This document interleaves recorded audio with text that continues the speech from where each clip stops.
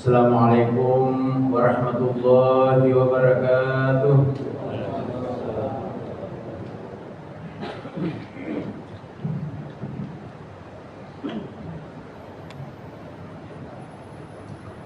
Allahu Akbar, Allahu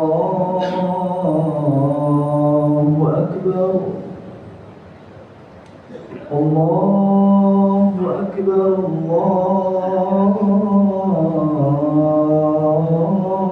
Allahu Akbar. Asyhadu an la ilaha illallah.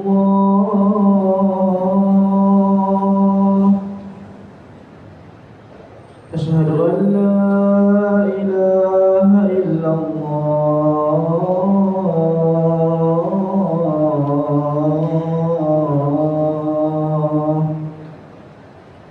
Asyhadu anna Muhammadar Rasulullah.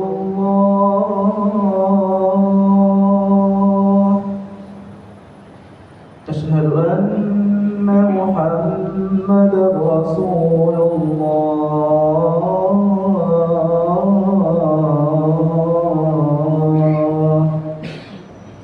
Hayya 'alas shalah,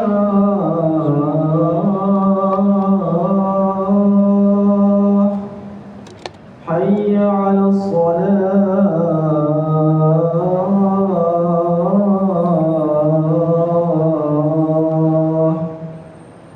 hayya 'alal falah,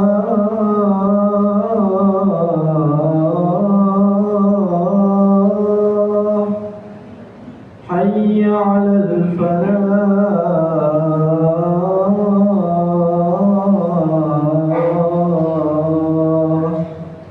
Allahu Akbar, Allahu Akbar. La ilaha illallah.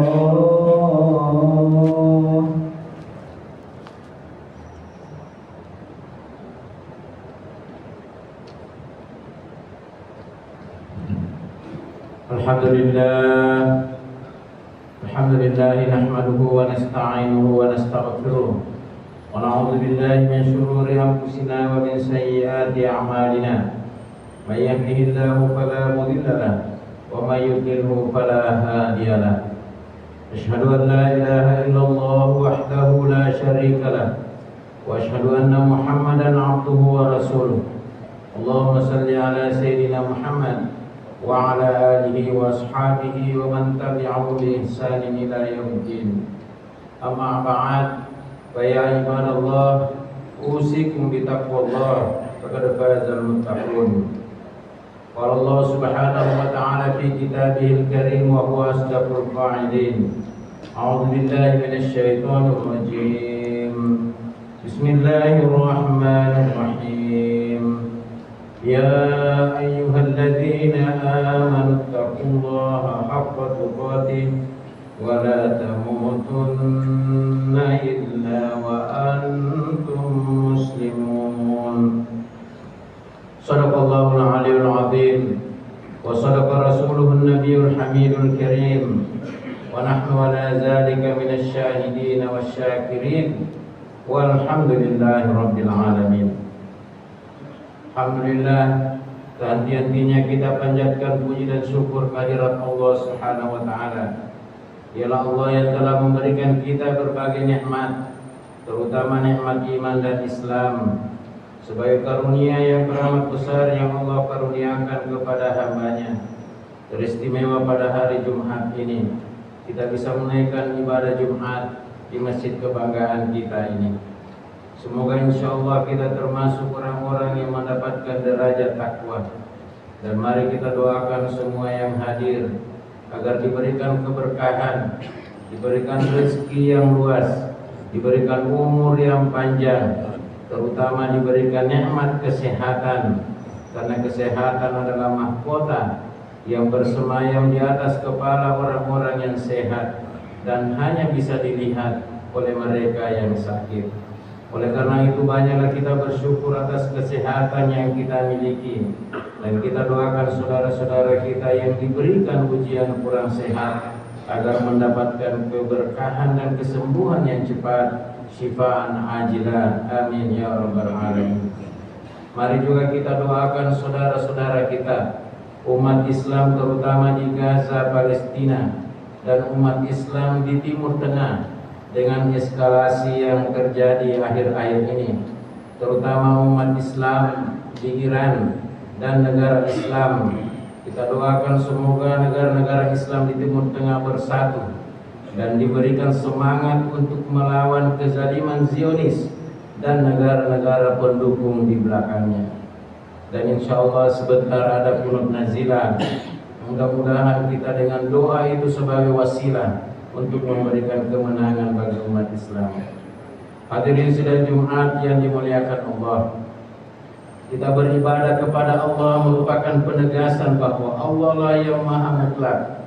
Dialah Tuhan yang dekat dengan kita, dan salah satu bentuk ibadah tersebut dalam Islam diatur dalam bentuk ibadah makhda seperti sholat, puasa, dan ibadah haji.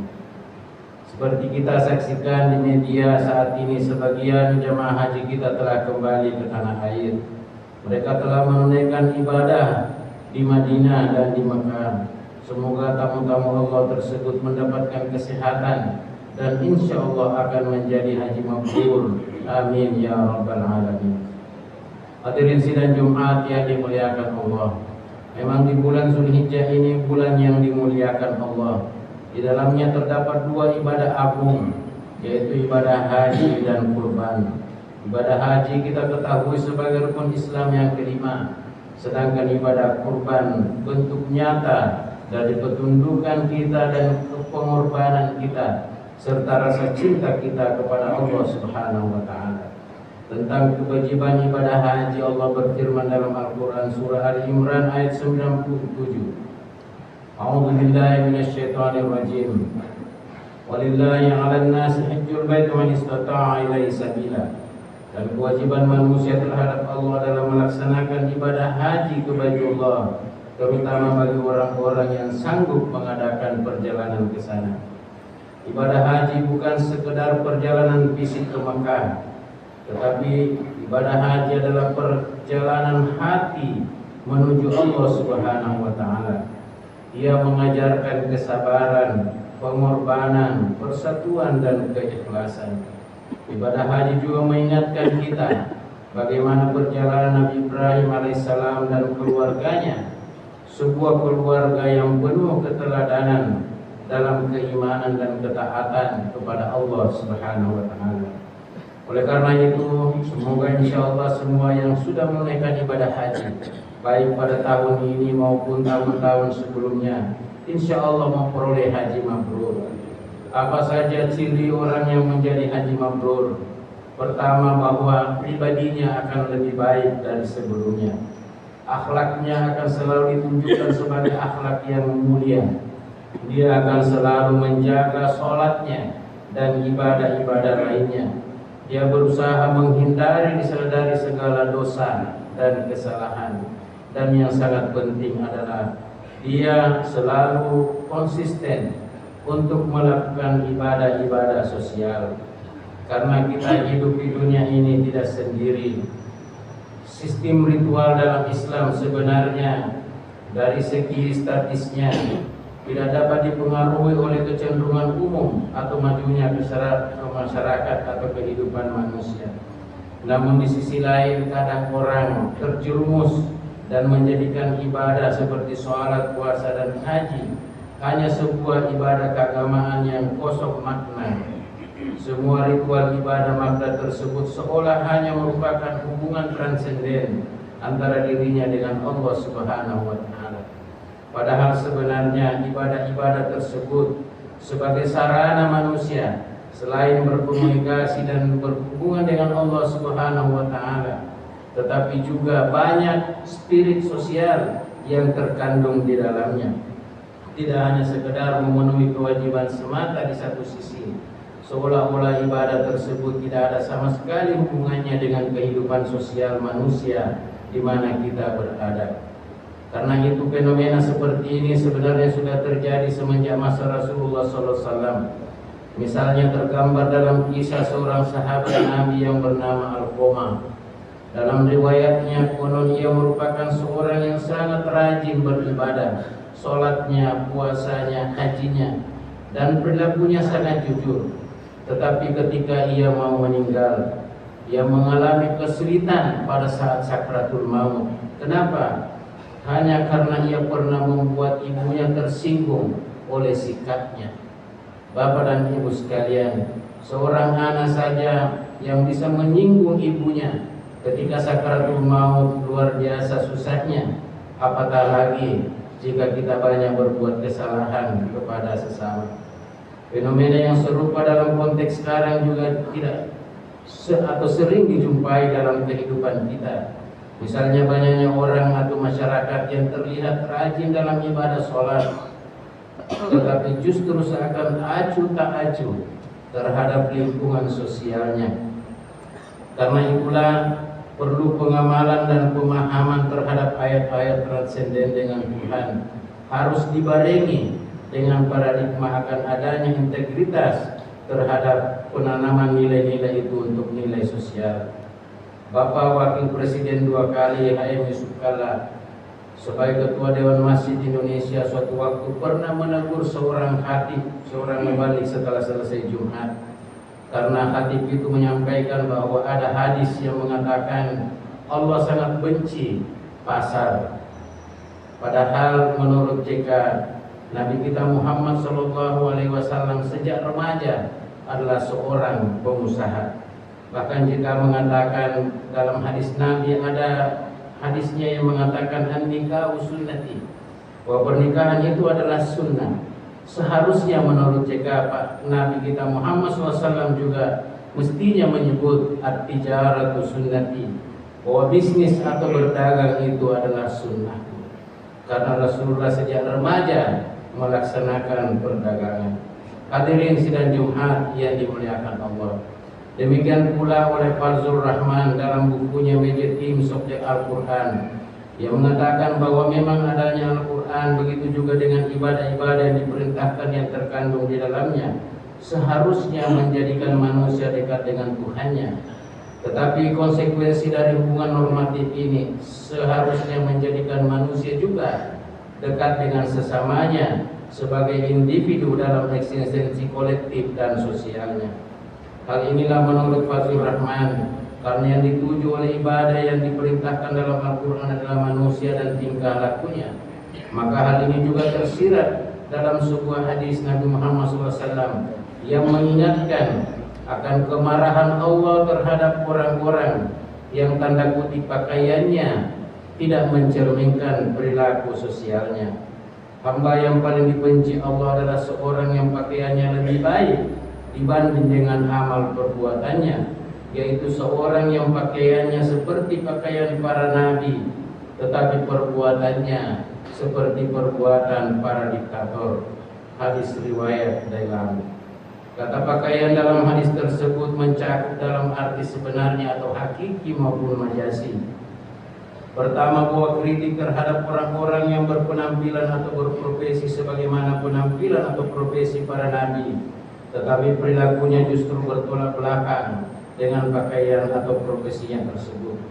Yang kedua juga kritik terhadap orang-orang yang melakukan ritual ibadah mahdah yang dilakukan oleh para nabi dan para aulia untuk mendekatkan diri kepada Allah Subhanahu wa taala, tetapi ibadahnya tersebut tidak berbanding lurus dengan perilaku sosialnya.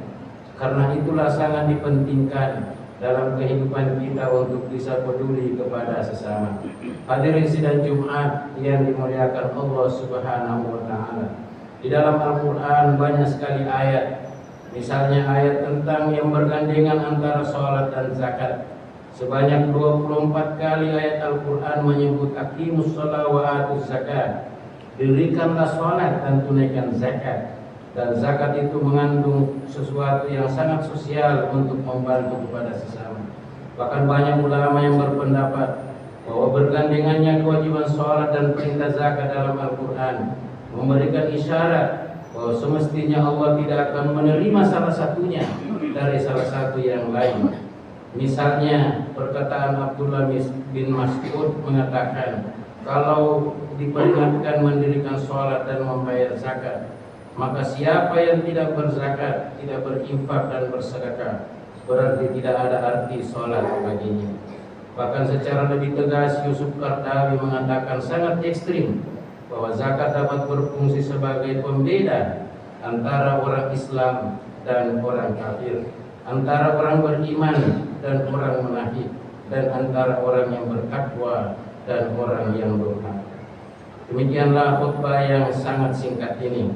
Semoga insya Allah kita termasuk orang-orang yang senantiasa melaksanakan ibadah bafna makda dengan baik, sholat, puasa, dan haji menjadi haji mabrur. Tetapi juga kita peduli kepada sesama dan membantu sesama kita, termasuk kita di Indonesia ini, peduli kepada saudara-saudara kita yang mengalami peperangan di Timur Tengah sana, dengan kita mengirimkan doa sebagai salah satu upaya kita untuk memberikan kontribusi terhadap perjuangan mereka melawan kaum kezaliman.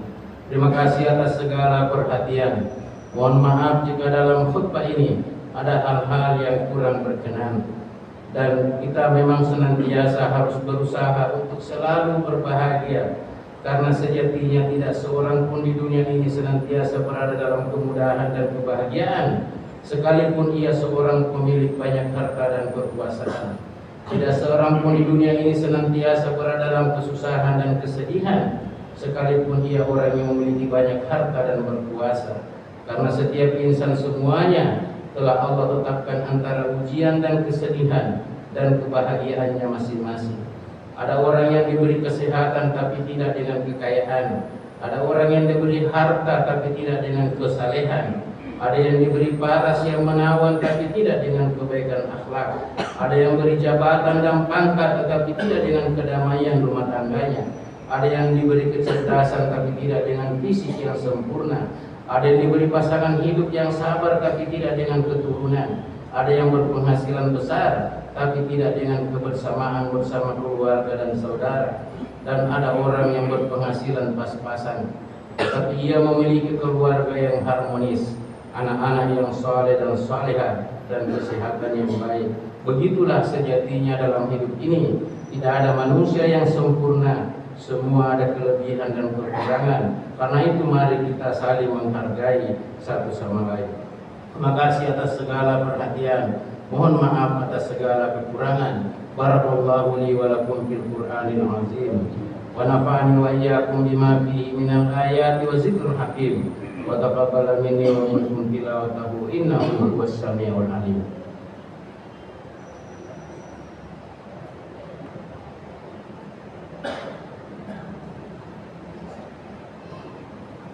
Alhamdulillahirabbil alamin. Wassalatu wassalamu ala asyrafil anbiya'i wal mursalin sayyidina Muhammadin wa ala alihi wa sahbihi ajma'in.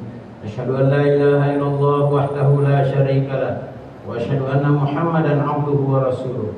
Allahumma salli ala sayyidina Muhammad wa ala ali Muhammad kama shallaita ala sayyidina Ibrahim wa ala ali Ibrahim wa barik ala sayyidina Muhammad wa ala ali Muhammad kama barakta ala sayyidina Ibrahim wa ala ali Ibrahim fil alamin innaka Hamidum Majid.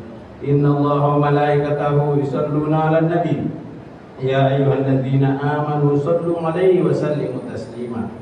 Usikum bi nafsi bi taqwallah. Allahumma ighfir lil mu'minina wal mu'minat wal muslimina wal muslimat al ahya'i minhum wal amwat innaka sami'un qaribun mujibud da'awati ya qadiyal hajat. Allahumma inna nas'aluka salamatan fid din wa afiyatan fil jasad wa ziyadatan fil ilmi wa barakatan fil rizqi wa taubatan qabla al maut wa rahmatan 'inda al maut wa maghfiratan ba'da al maut. Allahumma rabbana adzalamna anfusana wa illam taghfir lana wa tarhamna lanakunanna minal khasirin. Allahumma rabbana atina fid dunya hasanah wa fil akhirati hasanah wa qina azabannar. Ibadallah, innallaha ya'muru bil 'adli wal ihsan wa ita'i dzil qurba wa yanha 'anil fahsya'i wal munkari wal baghi ya'idukum la'allakum tadhakkarun. Fadhkurullahal 'azima yadhkurukum was'aluhu min fadli yu'tikum wa la dzikrullahi akbar. Wallahu ya'lamu ma tasna'un. Aqimus salat. Assalamualaikum.